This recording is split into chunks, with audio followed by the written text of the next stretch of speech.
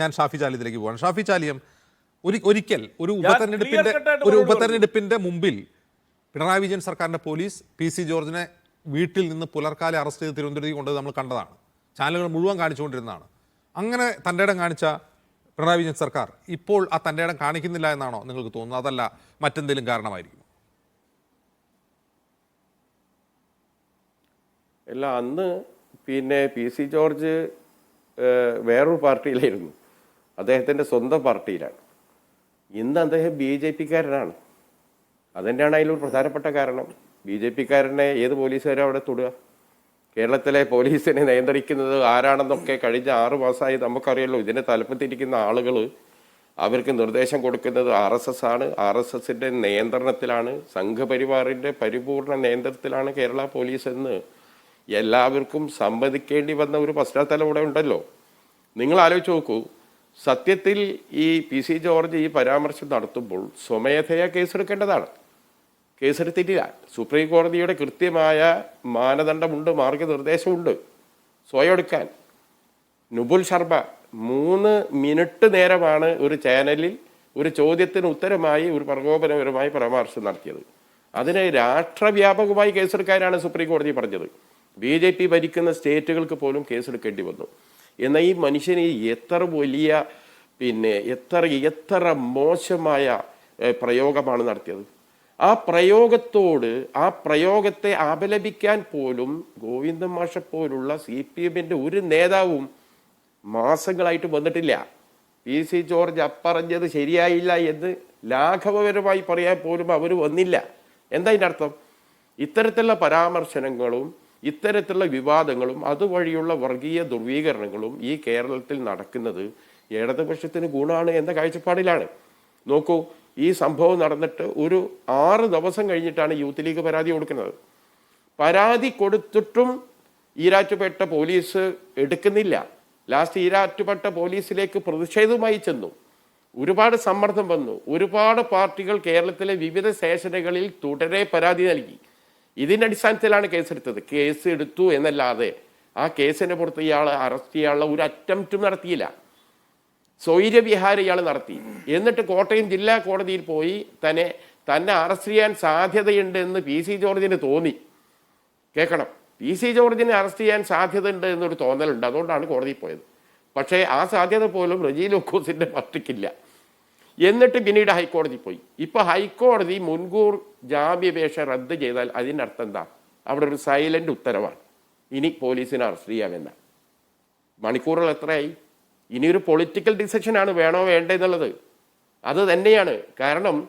PC ജോർജുമാർ ഇങ്ങനെ പറഞ്ഞുകൊണ്ടേയിരിക്കണം. PC George ആരെക്കുറിച്ചൊക്കെ പറഞ്ഞത്?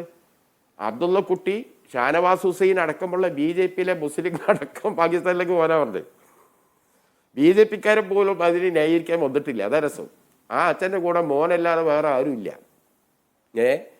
അപ്പം അതിൽ നിന്നൊക്കെ മനസ്സിലായി. ഇപ്പം നോക്കി നിങ്ങൾ, ഇപ്പം അൻവർ ഒരു MLA ആണ്. ഒരു അൻവർ എന്ന ഒരു MLA-ക്കുള്ള ഒരു പരിരക്ഷയുണ്ട്.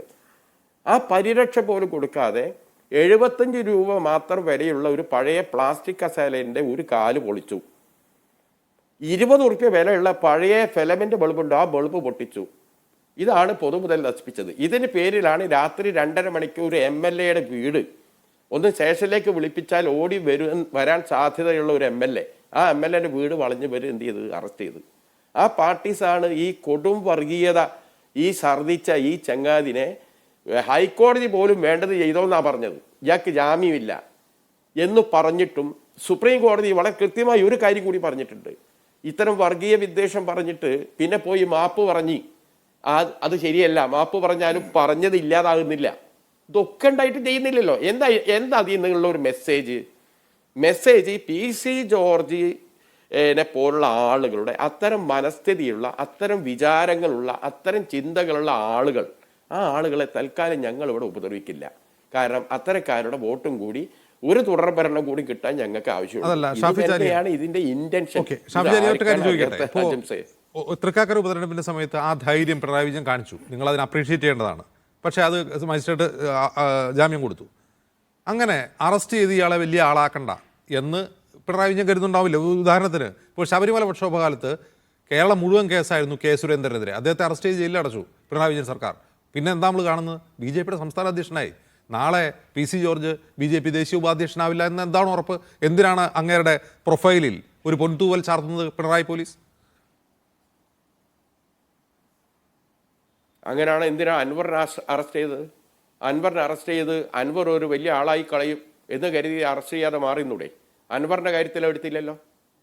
ഏറ്റവും വലിയ അവരുടെ രാഷ്ട്രീയ ശത്രു ഇന്ന് അൻവറാണ്. അൻവറിന്റെ കാര്യത്തിൽ എടുക്കാത്തത് എങ്ങനെ PC ജോർജിന്റെ കാര്യത്തിൽ എടുക്കുക? അതിനെന്താ അജംസർ പറയാനുള്ളത്? അല്ല, ഞാൻ ചോദിച്ചതാണ്. ഇപ്പോൾ റെജി ലൂക്കോസ് ഒക്കെ ചൂണ്ടിക്കാട്ടുന്ന ഒരു കാര്യം അതാണ്. റെജി ലോക്കസ് എന്ന ചങ്ങാതി, ഈ CPM ഗവൺമെന്റിനെ ഇങ്ങനെ വൈറ്റ് വാഷ് ചെയ്യാൻ ആ സാധു കുറേ കാലമായി ശ്രമിക്കുന്നുണ്ട്. അത് എത്രമാത്രം പ്രേക്ഷകർക്കിടയിൽ അങ്ങ് കോമാളിയായി മാറുകയല്ലാതെ എന്തൊരു ഫലവാദിയിലൊക്കെ ഉള്ളത്. ഇതൊക്കെ എങ്ങനെ നമുക്ക് ഒരുപാട് സംഭവങ്ങൾ എടുക്കാനില്ലേ? BJPക്കാരെ നേരെ ഇവർ കൈവെക്കൂല, എവിടെയില്ല. ഇപ്പോഴും നമ്മൾ ആ ശശികലയ്ക്കും ഒരു മുജാഹിദ് പണ്ഡിതനെതിരെ ഇവരെ കൂടെ പോയ ഒരു ഷുക്കൂർ വക്കീലുണ്ട്. ആ വക്കീലിൽ നിന്ന് ഫോൺ ലൈനിൽ കൊണ്ടുവരുന്നത് നല്ല രസമുണ്ടാവും. അയാളെ പരാതി കൊടുത്തത് ഒരു മുജാഹിദ് പണ്ഡിതനെതിരെയും അതേപോലെ ശശികലയ്ക്കെതിരെയും.